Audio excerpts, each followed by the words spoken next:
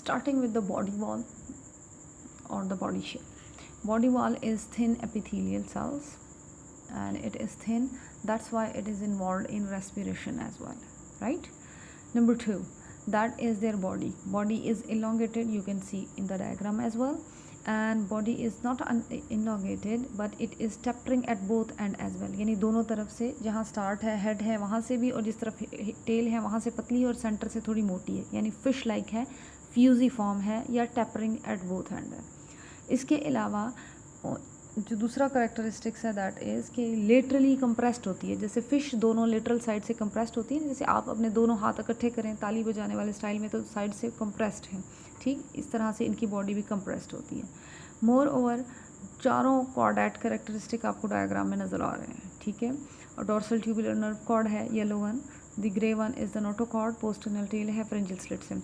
Orange one जो है ये डाइजेस्टिव सिस्टम है, and it is starting with a structure called as oral hood.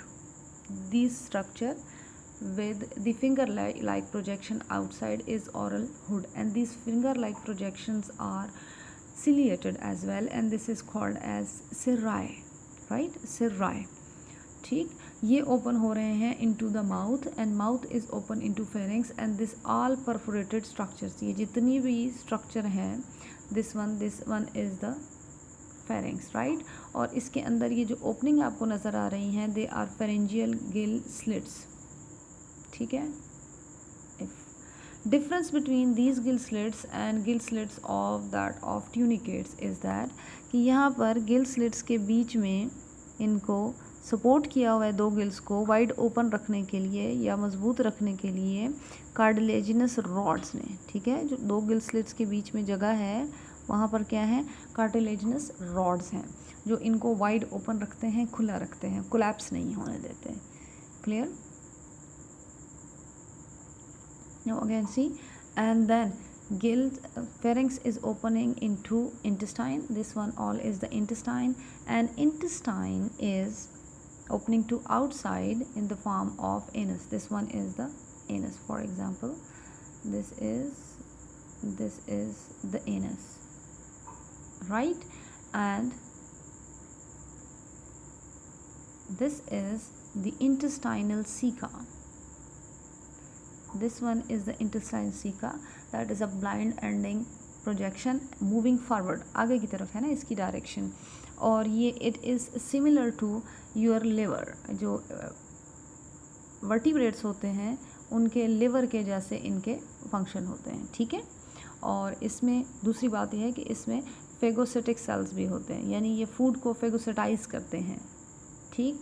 अच्छा, अब मोस्ट ऑफ दीज ऑर्गेन, चूँकि ये सारे के सारे शैलो वाटर में रहते हैं, and they are filter feeders, ये सिंपली फिल्टर फीड करते हैं छोटे छोटे माइक्रो ऑर्गेनिजम्स को, और इसके अलावा प्लांक्टॉन्स को, डेब्रिस को, डेड एंड डिकेइंग मैटर को, और सिंपली इनके ये जो ओरल हुड है ये यहीं पर फूड की सिफ्टिंग कर लेते हैं, छान लेते हैं, जो नॉन फूड पार्टिकल्स होते हैं या लार्जर पार्टिकल्स हों उनको बाहर छोड़ देते हैं, और जो बाकी फूड होती है उसको पानी के साथ अंदर की तरफ पुश कर देते हैं, ठीक।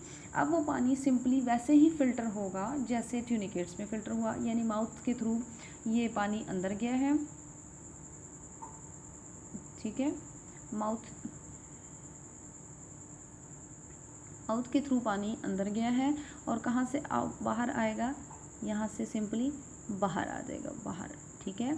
बाहर क्या है, बाहर ये लाइट ऑरेंज, ये जो लाइनिंग आप देख रहे हैं, this cavity is called as atrium, ठीक है।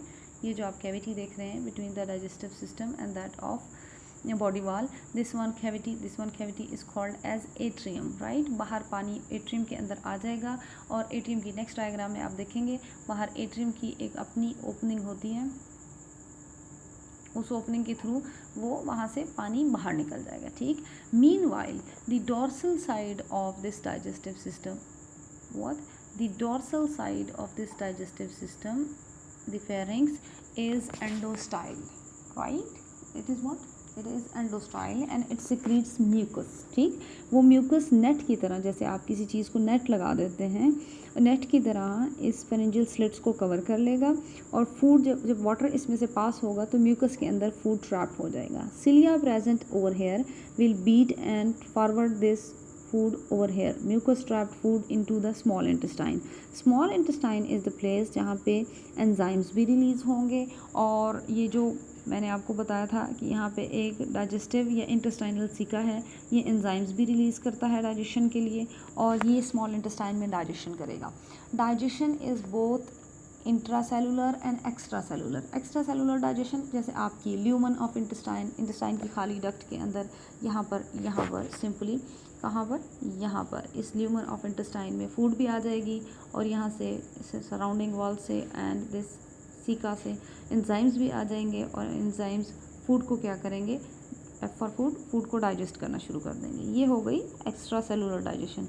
इसके अलावा additionally this structure named as intestinal caeca, it has phagocytic activity. ये कुछ फूड पार्टिकल को फेगोसिटाइज करके अपने सेल्स के अंदर ले जाएगा और फिर उसकी इंटरसेलुलर डाइजेशन करेगा, यानी सेल के अंदर डाइजेशन करेगा। बिल्कुल वैसे जैसे स्टार्ट में आपने अमीबा की पढ़ी थी, या आम जो आपने डाइजेशन पढ़ी हुई है कि सेल फूड वैक्यूल को एंडोसाइटोसिस से अपने अंदर ले लेता है और फिर उसके साथ लाइजोसोम अटैच कर लेता है। लाइजोसोमल एंजाइम्स उसको फूड को डाइजेस्ट कर देते हैं। वेस्ट मटेरियल को वो एक्सोसाइटोसिस के ज़रिए बाहर फेंक देते हैं, ठीक। जो वेस्ट मटेरियल, सारी डाइजेशन चाहे इंट्रासेलुलर हो या एक्स्ट्रा सेलुलर हो, उसके बाद वेस्ट मटेरियल को कहाँ से रिलीज़ कर दिया जाता है, थ्रू द एनस, ठीक है। ये इसका डाइजेस्टिव सिस्टम होगा। शैलो मैरीन वाटर में ये रहते हैं। इसके अलावा एडिशनली ये नॉक्टर्नल भी हैं, रात को बाहर निकलते हैं, और हाफ बॉडी जो है इनकी वो सबमर्ज्ड होती है। मोस्टली क्या होती है इनकी, ये हाफ बॉडी, ये वाली हाफ बॉडी जो है वो कहाँ रहती है, नीचे सॉइल के अंदर सबमर्ज्ड रहती है, और सिर्फ हाफ बॉडी जो है वो बाहर की तरफ प्रोट्रूडेड आउट होती है और फूड गैदरिंग करेगी, ठीक है।